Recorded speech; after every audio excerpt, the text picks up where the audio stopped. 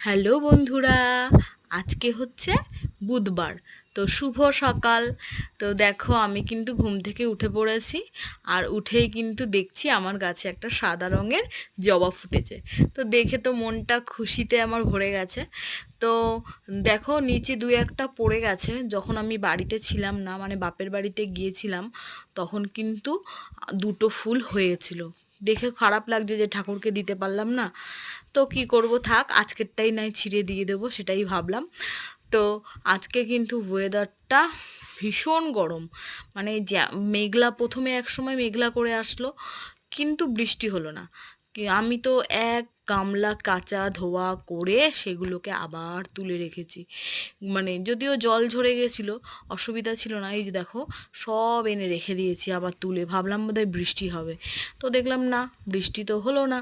তো আবার কিন্তু আমি রোদ ওঠার পরপরই আমি মেলে দিয়েছি। তো আজকের রান্নাবান্নাটা দেখে নাও।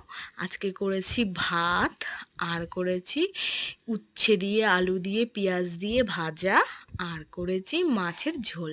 তো এই সিম্পল রেসিপিটাই আজকে হয়েছে বন্ধুরা, আজকে আর বেশি কিছু হয়নি। তো যেহেতু কদিন রান্না বান্না একদমই ছিল না, তো একটু অসুবিধা তো হবেই। প্রথম প্রথম বাবার বাড়িতে আসলাম, তো ছেলেকে কিন্তু ওর মামা স্কুলে পাঠিয়ে দিয়েছি, মামাকে দিয়ে। তো ওর মামা কিন্তু নিয়ে গেছে স্কুলে, এবার এখন আমি আনতে যাচ্ছি। তো আনতে গিয়ে দেখো আজকের মানে কি বলবো, পুকুরের জলগুলো একটু মনে হচ্ছে যেন, এত গরম লাগছে, মনে হচ্ছে যেন ওই পুকুরে গিয়ে একটু স্নানই করে নিই। তো ছোটোবেলার কথাগুলো খুব মনে পড়ছিল। আর যখন দেখছিলাম যে ছোট ছোট ছেলে মেয়েগুলো স্নান করছিল, তখন দেখে মনটা ভারী কষ্ট হচ্ছিল, যে সেই ছোটোবেলাটায় যদি আবার ফিরে যেতে পারতাম আরেকবার, তাহলে ভালোই হতো। তো আগে কিন্তু আমি খুব পুকুরে স্নান করতাম। তো আমার সোনা ছেলে এসে গেছে বাড়ি। দেখো মুখ চোখের অবস্থা, কি অবস্থা, মুখ কালো হয়ে গেছে, আর চোখগুলো একদম ভেতরে ঢুকে গেছে। তো বাবু তো চুষতেই ব্যস্ত।